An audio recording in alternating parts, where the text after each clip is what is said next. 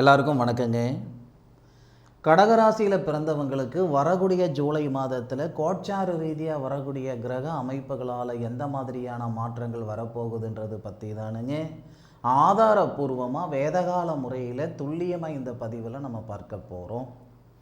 ஜூலை மாதம் 1ஆம் தேதி புதன்கிழமை அதிகாலை பூராடம் நட்சத்திரம் சொல்லக்கூடிய சுக்கிர பகவானுடைய சாரத்தில் லாபஸ்தானாதிபதினு சொல்லக்கூடிய சுக்கிர பகவானுடைய நட்சத்திரத்தில் தனுசு ராசி மீன லக்னத்தில் தான் இந்த மாதம் பிறக்கப்படுது.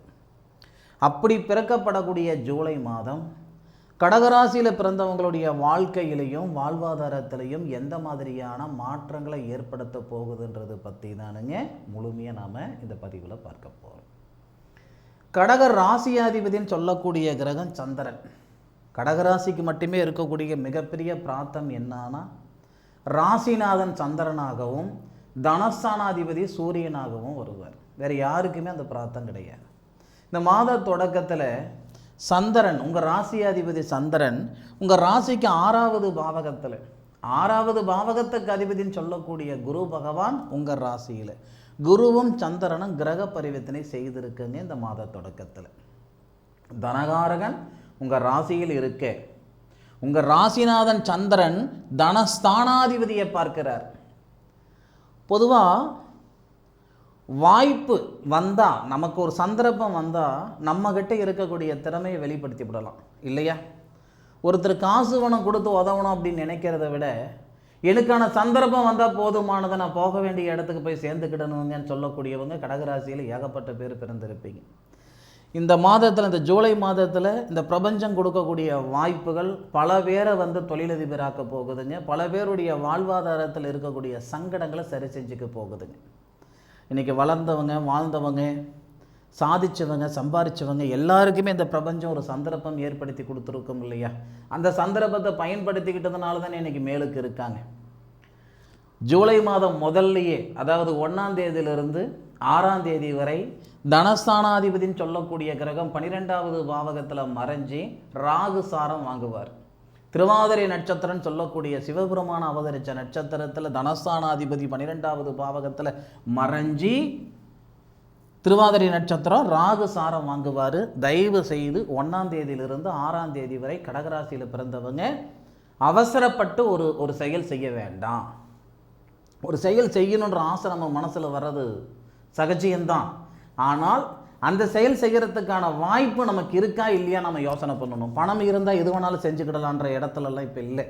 காசு பணம் இருந்தோம் கஷ்டப்படுறவங்கள நம்ம பார்த்துருக்கோம். சொந்த வீடு வாசல் இல்லாமல் பார்த்துருக்கோம். காசு பணம் இல்லாமல் நிம்மதியாக இருக்கிறவங்க சொந்த வீடு வாசல் வாங்கியிருக்கிறவங்க நம்ம பார்த்துருக்கோம்.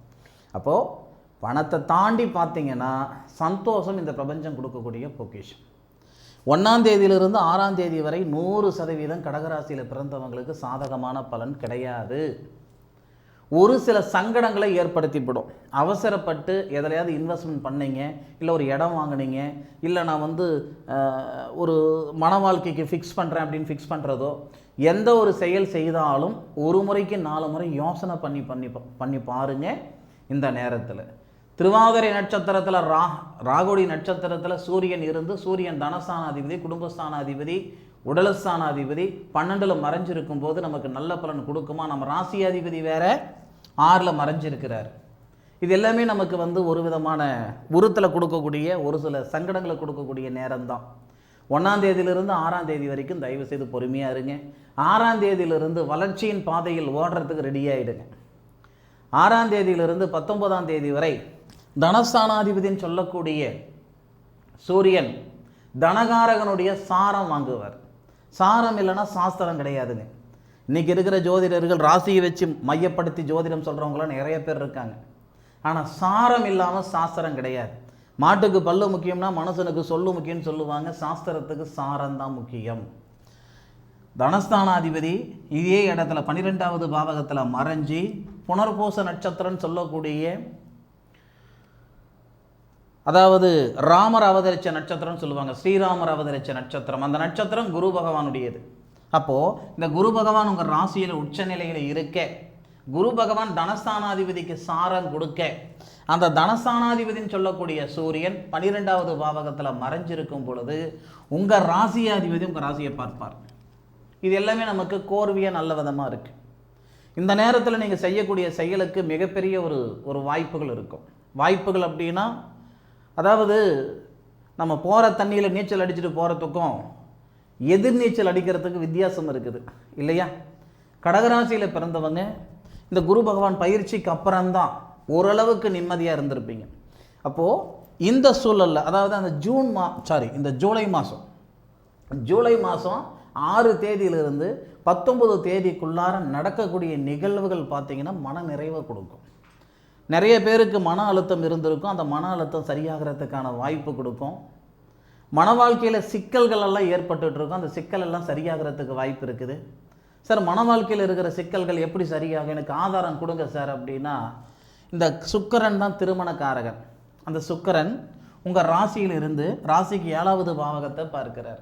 கரெக்டாக 7வது பாவகத்துக்கு அதிபதினு சொல்லக்கூடிய கலசர ஸ்தானாதிபதியை, கலசரக்காரகன் 7 பார்க்குறாரு. 7வது பாவகத்துக்கு அதிபதி தான் கலசர ஸ்தானாதிபதி.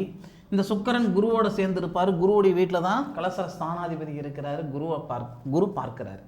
இதனால் நமக்கு என்ன நடக்க போகுதுன்னா, இந்த ஜூலை மாதத்தில் மன வாழ்க்கையில் இருக்கிற சங்கடங்கள் நீங்கும், கணவன் மனைவிக்குள்ளே இருக்கிற கருத்து வேறுபாடுகள் நீங்கும், பிரிஞ்ச தம்பதிகள் ஒன்று சேருவாங்க, பிரிஞ்ச காதலர்கள் ஒன்று சேருவாங்க. பொருளாதாரம் இல்லை, கடன் பிரச்சனை இருக்குதுன்றது ஒரு சிலருக்கு சங்கடமாக இருக்குதுன்னா, என் வாழ்க்கை சரியில்லாமல் இருக்குது, நிம்மதி இல்லாமல் இருக்கிறேனுங்க, பிரிஞ்சு இருக்கிறேனுங்க, இருக்கலாமா இருக்க வேணாமான்ற மனநிலையில் இருக்கிறேனுங்கன்னு சொல்லக்கூடியவங்க கடகராசியில் பிறந்தவங்க இருக்கதா செய்கிறீங்க. இந்த நேரம் உங்களுடைய மன அழுத்தம் சரிப்படுத்தும். அதே மாதிரி இந்த சுக்கிரன் இருக்கார் அல்லவா, அந்த சுக்கிரன் லாபஸ்தானாதிபதி, அவர் தனஸ்தானத்துக்கு வராரு. லாபஸ்தானாதிபதி தனஸ்தானத்துக்கு 4ஆம் தேதி பயிற்சி அணிஞ்சிருவார். 4ஆம் தேதி வந்துடுறாரு. அப்போ நமக்கு நல்ல நேரம் எப்போ சொல்லணுங்க, 6ஆம் தேதியிலேருந்து நல்ல நேரம் சொன்னேன். 6ஆம் தேதியிலேருந்து நல்ல நேரம் சொல்கிறதுக்கு சூரியன் வந்து புனர்பூச நட்சத்திரத்தில் இருக்கிறார். தனகாரகனுடைய நட்சத்திரத்தில் தனஸ்தானாதிபதி இருக்கிறாருன்னு சொன்னேன். அந்த நேரத்திலேயே லாபஸ்தானாதிபதி தனஸ்தானத்தில் இருப்பார். இது இன்னும் நல்லா இருக்கும். கொடுத்த பணம் வந்து சேர்றதுக்கு வாய்ப்பு இருக்குது. 10 வருஷம் ஆகுதுங்க, காசு பணம் கொடுத்துவிட்டு வருமா வராதான்னு எனக்கு தெரியல. இந்த நேரத்தில் கைவிட்டு போன பொருள் வந்து சேர்றதுக்கான வாய்ப்புகள் கொடுக்கும். இது படிப்புக்கு உண்டான உத்தியோகம் வரத்துக்கு வாய்ப்பு உண்டுங்க. ஏன்னா 2ல் சுக்கிரன் வந்துடுறாரு, அதாவது படிப்பு ஸ்தானத்தில் சுக்கிரன் வந்துடுறாரு. அப்போ நம்ம படித்த படிப்புக்கு உண்டான உத்தியோகம், திறமைக்கு தகுந்த தொழில், உழைப்புக்கு தகுந்த உயர்வு, குடும்பத்தில் நிம்மதி சந்தோஷம், உடல் ஆரோக்கியம். என்ன தான் சொல்லிகிட்டே இருக்கிறார் இவர், ஆதாரம் இல்லாமல் சொல்ல மாட்டேனுங்க. கை கொடுத்தா மீளலாம், சொல் கொடுத்தா மீள முடியாது. 2ல் சுக்கிரன் வந்துடுறாரு. அந்த சுக்கிரன் வந்து தொழில் ஸ்தானாதிபதியுடைய பார்வைக்கு வராரு. தொழில் ஸ்தானாதிபதி யாருங்க, செவ்வாய் தானே. செவ்வாய் உங்கள் ராசிக்கு லாபஸ்தானத்தில் இருந்து லாபஸ்தானாதிபதினு சொல்லக்கூடிய சுக்கிரனை பார்க்க தானே செய்கிறாரு, 4வது பார்வையா. அப்போ தொழில் நிமித்தமாக நல்லது நடக்கிறதுக்கு வாய்ப்பு உண்டு தானே. அது மட்டும் இல்லை, இந்த செவ்வாய் தான் புத்திரஸ்தானாதிபதி. செவ்வாய் தான் புத்திரஸ்தானாதிபதி. கடகராசியில் பிறந்தவங்களுக்கு 1, 2, 3, 4, 5 5வது பாவகத்தை குரு பார்ப்பதும் புத்திரஸ்தானாதிபதி 2வது பாவகத்தை பார்ப்பதும், 2வது பாவகம் குடும்பத்தை பார்க்கிறார். கலசரக்காரகன் சுக்கிரனை பார்க்கிறார், சுக்கிரனுடைய வீட்டில் இருந்து. அப்படி இருக்கையில் கடகராசியில் பிறந்தவங்களுக்கு புத்திரபாகிய வளர்ச்சி உருவாகிறதுக்கும் காரணம் வாய்ப்புகள் உண்டு 4ஆம் தேதியிலிருந்து. இப்போவும் சொல்கிறேனுங்க, ஜோதிடம் அப்படின்றது கணிதம். ஒன்று வாக்கிய கணிதம் இருக்குதுங்க, இன்னொன்று திருக்கணிதம் இருக்குதுங்க இல்லையா. இந்த கால்குலேஷன் மையப்படுத்தி தான் உங்களுக்கு ஜோதிட பலன் யாராக இருந்தாலும் சொல்லுவாங்களே தவிர, சும்மா இந்த வாக்கு சொல்கிறதெல்லாம் கிடையாது. வாக்கு சொல்கிறாங்கன்னா அதுக்கு பேர் வேறு, அது ஜோதிடம் கிடையாது. ஜோதிடம் உள்வாங்கிறது இந்த 9 கிரகங்கள். அதே மாதிரி இந்த 12 பாவகத்தில் எந்தெந்த கிரகம் எந்தெந்த சாரத்தில் இருக்குது, எந்த இடத்த பார்க்கிறார், இதை வச்சு சொல்கிறது தான் உண்மையான ஜோதிடமாக இருக்கும். அதில் மாற்று கருத்து இல்லை. அதையும் மீறி பொய் சொல்கிறாங்க, நம்ம காசு பணத்துக்காக செய்கிறாங்கன்னா அது கர்மா, அது அவங்களுடைய கர்மா. சரியா, நான் அப்படி இருந்தால் அப்படி செய்தால் அதை எனக்கு கர்மாவை நினச்சிக்குவேன். சரிங்களா, நல்ல விஷயம் சொல்லி நான் சொல்கிற விஷயம் நடந்தால் மட்டும்தான் அது ஜோதிடம், நடக்கலைன்னா அது எனக்கு கர்மாவை எடுத்துக்குவேன். இந்த நேரம் பார்த்திங்கன்னா கடகராசியில் பிறந்தவங்க நிச்சயமாக சொல்கிறேன், வளரக்கூடிய நேரம், சாதிக்கக்கூடிய நேரம், அது மட்டும் மைண்டில் வச்சுக்கோங்க. அதே மாதிரி இதில் முக்கியமான ஒரு விஷயம் என்னென்னா, 16ஆம் தேதி, இந்த 16ஆம் தேதி ஒரு அதிசயம் நடக்க போகுதுங்க. அப்படி என்ன சார் அதிசயம் நடக்க போகுது, மாதம் இதுதான் சார் சொல்லி எங்களை உசு பேத்துறாங்க. உங்களை உசு பேத்துறதுக்காக நான் சொல்லலைங்க, நீங்கள் அப்படி கூட நினச்சிக்கோங்க. இந்த நேரத்தில் இந்த 16ஆம் தேதியில் 16ஆம் தேதியிலிருந்து கிட்டத்தட்ட 31ஆம் தேதி வரை 16 to 31 வரை தனஸ்தானாதிபதியும் தனகாரகனும் ஒரே பாவகத்தில் உங்கள் ராசியில். அந்த நேரத்தில் இந்த தொழில் ஸ்தானாதிபதினு சொல்கிறோம் இல்லையா, செவ்வாய் மெயின் அது தானே, பிரதானம் அது தானே. தொழில் ஸ்தானாதிபதி லாபஸ்தானத்துக்கு போயிட்டு லாபஸ்தானாதிபதியை பார்க்கிறாரு.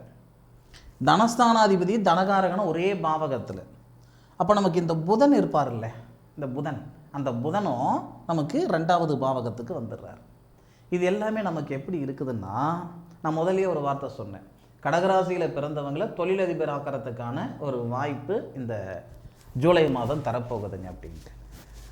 இந்த நேரத்தில் நீங்கள் விதைக்கக்கூடிய விதை எதிர்காலத்தில் மிகப்பெரிய விருட்சமாக இருக்கும். விதைக்கக்கூடிய விதைன்னா தொழில் நிமித்தமாக நீங்கள் எடுக்கக்கூடிய ஒரு முடிவு 4 பேருக்கு இல்லை 4000 பேருக்கு வேலை கொடுக்கக்கூடிய ஒரு சூழலை ஏற்படுத்தும். இது இந்த தொழில் ஸ்தானாதிபதினு சொல்லக்கூடிய நிலை நல்லா இருக்குது. செவ்வாயுடைய நிலை ரொம்ப நல்லா இருக்குது. நல்லா இருக்குன்றதை விட ரொம்ப நல்லா இருக்குது. தொழில் காரகன் குருவுடைய வீட்டில் இருக்கார். தனஸ்தானாதிபதியும் தனகாரகன் ஒரே பாவகத்தில். இது எல்லாமே நமக்கு 16ஆம் தேதியிலிருந்து வளர்ச்சி வர ஆரம்பிக்கும். அதிகபட்சம் பார்த்திங்கன்னா உங்களுக்கு 19ஆம் தேதியிலிருந்து, ஏன்னா 19ஆம் தேதி தனஸ்தானாதிபதினு சொல்லக்கூடிய சூரியனுக்கு தொழில்காரகன் சொல்லக்கூடிய சனி தான் சாரம் கொடுப்பார். அது இன்னும் சிறப்பாக இருக்கும். அப்போது ஒவ்வொரு தருணங்கள்லையும் ஒவ்வொரு மாதிரியான மாற்றங்களை இந்த பிரபஞ்சம் தரப்போகுதுங்க. பயன்படுத்திக்கோங்க. காற்றடிக்கும் போது தூற்றிக்கிடணும், வயசு இருக்கும்போது வாழ்ந்துக்கிடணும்னு சொல்லுவாங்க. இது உங்களுக்கான நேர காலங்கள். இது சரியான முறையில் நீங்கள் பயன்படுத்துகிற பட்சத்தில் உங்களுடைய சங்கடங்கள் நீங்கி சந்தோஷம் பிறக்கப்படும். ஜோதிடம் அப்படின்றது நடந்து முடிஞ்சு போன விஷயத்தை சொல்கிறது இல்லை, நடக்க போகிற விஷயங்களை தெரிஞ்சுக்கிறதுக்காக உருவாக்கப்பட்ட பொக்கிஷம்தான் இது. பேனா பேப்பர் கண்டுபிடிக்கிறதுக்கு முன்னாடியே 12 கட்டம் இதுதான், 12 கட்டத்தில் இந்த கிரகங்கள் இதுதான், 360 டிகிரி இதுதான் அப்படின்ட்டு நம்ம முன்னோர்கள் சொல்லிட்டு போயிட்டாங்க. இது 100% உண்மை. ஜோதிடர்கள் பொய்யா இருந்தாலும் ஜோதிடம் ஒருபோதும் பொய்யாகாது. சரியான முறையில் சரியான முடிவு ஜூலை மாதம் எடுங்க. கடகராசியில் பிறந்தவங்க கடன் தொல்லையிலிருந்து மீளறதுக்கான சந்தர்ப்பத்தையும் இந்த பிரபஞ்சம் ஜூலை மாதத்தில் தரதான் போகுது. உங்களுடைய சுய ஜாதகத்தில் இருக்கக்கூடிய பலன்களை விலாவரியாக பார்க்கணும்னு நினச்சிங்கன்னா வாட்ஸ்அப்பில் உங்களுடைய ஜாதகத்தை அனுப்புங்க. இந்த பதிவு கடகராசியில் பிறந்தவங்களுக்கு நிச்சயமாக ஒரு பயனுள்ள பதிவாக இருக்கும் அப்படின்ட்டு நான் மனசார நம்புகிறேன். மீண்டும் அடுத்த ஒரு அற்புதமான தருணத்தில் கடகராசியில் பிறந்தவங்களை சந்திக்கும் வரை உங்களிடமிருந்து விடைபெறுவது உங்கள் வீட்டு ஜோதிட நண்பனான மா காளிதாஸ் மணிகண்டன். திருச்சிற்றம்பலம். வாழ்க வையகம், வாழ்க வளமுடன்.